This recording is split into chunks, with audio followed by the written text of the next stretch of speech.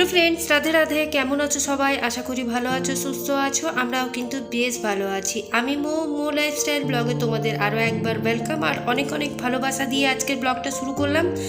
আর ব্লগটা যদি আজকে কিছুটা অংশও ভালো লাগে তো অবশ্যই একটা লাইক কমেন্ট শেয়ার করে আমার পাশে থেকো। তো চলো ব্লগটা শুরু করা যাক।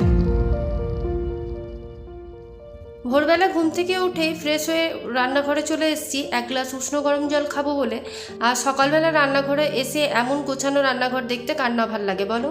তো রেগুলার সংসার যাদের কাজ থাকে তার মধ্যে কিছু গুড হ্যাবিট আমরা যদি নিজেদের মধ্যে আনতে পারি তাহলে ঘর বাড়ি পরিষ্কার রাখাটা খুব একটা কষ্টকর হয় না। যেমন সবার প্রথম আমি মনে করি যে রান্নাঘর পরিষ্কার রাখাটা আমি যেটা করি সেটা রাত্রেবেলায় সমস্ত এসব বাসন কুসন যা থাকে সব ধুয়ে জায়গা মতো গুছিয়ে রাখি। রান্নাঘরটা ভালোভাবে পুরোটাই ক্লিন করে নিই। এতে এমন গোছানো রান্নাঘর দেখে মনটা ভীষণ ভালো হয়ে যায় আর তার সাথে এনার্জিটাও কিন্তু বেড়ে যায়। যত রাত্রি হোক না কেন আমি কিন্তু কাজটা করেই শুই। রাত্রে ঘুমোতে যাওয়ার আগে সমস্ত রান্নাঘরের কাজ কমপ্লিট করি, তারপর আমি ঘুমোতে যাই। শরীরটা যদি প্রচণ্ড খারাপ থাকে তখন আলাদা ব্যাপার। আর তাহলে তোমার সকালে উঠে ঘুম থেকে উঠে সমস্ত রান্নাঘরটা আমাকেই করতে হবে, যেহেতু আমার তো একা সংসার, একা হাতেই সমস্ত কাজ করতে হয়। আর তার জন্যই আমি মনে করি যদি সকাল সকাল এইসব না করে আমি যদি রাত্রেই এই কাজগুলো রান্নাঘরে করে রাখতে পারি তাহলে সকালে উঠে কিন্তু আমি অনেকটাই ফ্রি হব আর অনেকটাই কিন্তু তোমার কাজ এগিয়ে থাকবে। আর আরেকটা জিনিস আছে, এক কাপ চায়ের জন্য কিন্তু সকালে আমাদের বাসনের দরকার হয়। তারপর যদি রান্নাঘরটা পরিষ্কার থাকে তো এক কাপ চাটা খেতেও কিন্তু বেশ ভালো লাগে, তাই না? কেউ বাইরে গেল তার ক্ষেত্রেও কিন্তু আমাদের কাজে লাগে। তো সেই জন্য আমি মনে করি রাত্রে যতটা পারি আমি রান্নাঘরটা যদি গুছিয়ে বাকিয়ে রাখতে পারি তাহলে কিন্তু সকালে উঠে যখন আমি এক কাপ চাও করতে যাবো রান্নাঘরটা দেখেই কিন্তু মনটা একটা এনার্জি চলে আসবে, তাই না? আর এদিকে দেখতেই পেলে সবার ঘরের বেড কভারটা চেঞ্জ করে নিলাম। শীতকালে যদিও 4-5 দিন পর পর আমি বেড কভারটা চেঞ্জ করি, তাতে অসুবিধা হয় না, কিন্তু গরমকালে 2 দিন বাদে বাদেই কিন্তু বেড কভারটা চেঞ্জ করে নিই। যেহেতু বেড কভারটা দেখবে 2-3 দিন পর যদি তুমি না চেঞ্জ করো শুতেও কিন্তু ইচ্ছে করে না, আমার ক্ষেত্রে কিন্তু এটা হয়।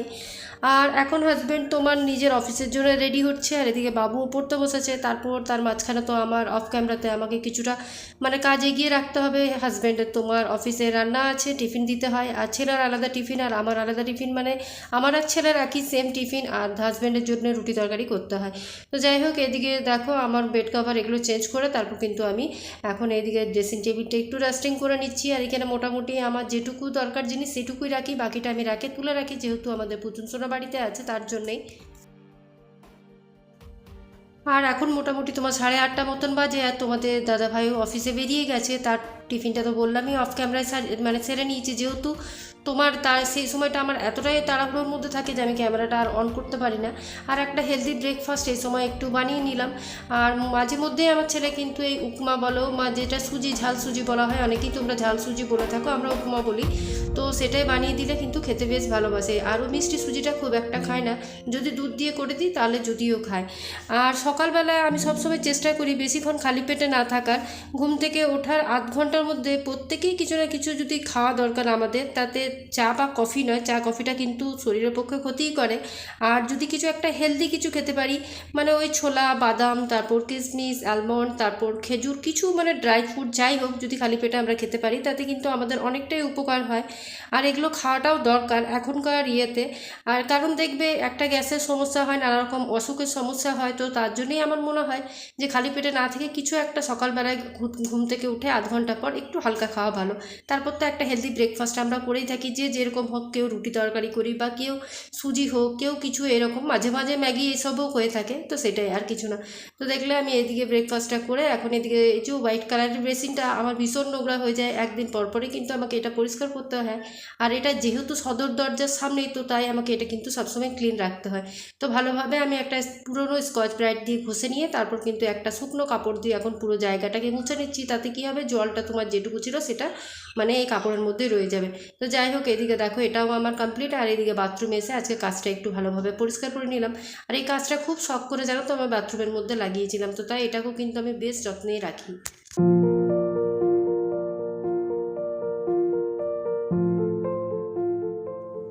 আর সমস্ত ঘরের দেখো তোমার ক্লিনিং ডাস্টিং সব করে তারপর ঘরদোর মুছে তুছে তারপর আমি এখন একদম আবার নাইটিটা চেঞ্জ করে চলে এসেছি রান্নার জোগাড়ে। তো গতকালকে দেখিয়েছিলে তোমরা আমার মোচাটা ছাড়ানো ছিল, তো আজকে মোচাটা বসিয়ে দিলাম নুন হলুদ দিয়ে সিদ্ধ হতে।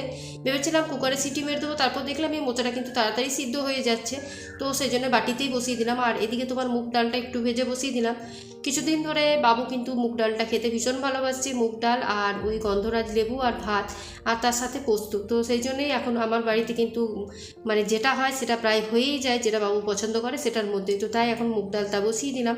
আর এই যে রান্নার মাঝে মাঝে যদি আমি এই টুকিটাকি যে কাজগুলো থাকে রান্নাঘরের বলো ঘরের বলো, তো সেগুলো যদি আমরা করে নিতে পারি কিন্তু অনেকটাই হাতে সময় বেঁচে যায়। তো তাই আমাদের এই ছোট্ট ছোট্ট টিপসগুলো যদি আমরা ফলো করে থাকি তাহলে কিন্তু আমাদের ঘর দোর যাই বলো সব কিছু কিন্তু ঝা চকচকে থাকে আর পরিষ্কারও থাকে। তো আমিও তাই করি, রান্নার মাঝখানে মাঝখানে বসে তোমার ফোন তো না ঘেটে আমি একটা গান চালিয়ে দিই, যে মানে ফোনেই হোক বা তোমার স্পিকারেই হোক ভালো করে গান চালিয়ে দিই, তারপর কিন্তু আমি রান্না বান্নার কাজে হাত দিই। আর ছেলের যদি পড়া হয়ে যায়, ছেলে যদি পড়ে তাহলে তো আলাদা ব্যাপার, তাহলে আমি হেডফোন লাগিয়ে গান শুনি আর নিজের কাজ তো করতে থাকি। তো যাই হোক দেখো এদিকে সমস্ত কিছু এখন মানে পরিষ্কার করে নিচ্ছি, আর এদিকে কিন্তু আমার তরকারিগুলোও বসানো হচ্ছে, একটা করে তরকারি চাপাচ্ছি, আর এদিকে কিন্তু আমি রান্নাঘরে যে টুকিটাকি ছোটোখাটো কাজ সেগুলো আমি করে নিচ্ছি। তো এই দরজাটাকে বেশিরভাগ সময় অ্যাভয়েড করা হয়, যেহেতু এটা রান্নাঘরের মধ্যে পড়ে তাই বেশিরভাগ সময় কিন্তু আমরা মুছে থাকি না।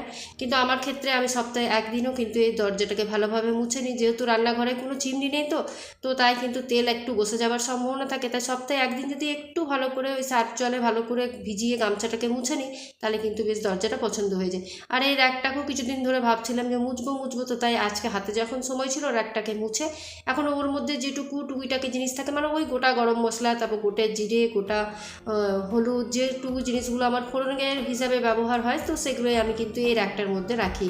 তো ব্যাস দেখো এগুলো ভালো করে এখন মুছে নিচ্ছি, তারপর আবার যেখানে জিনিস সেখানে গুছিয়ে রেখে দিচ্ছি।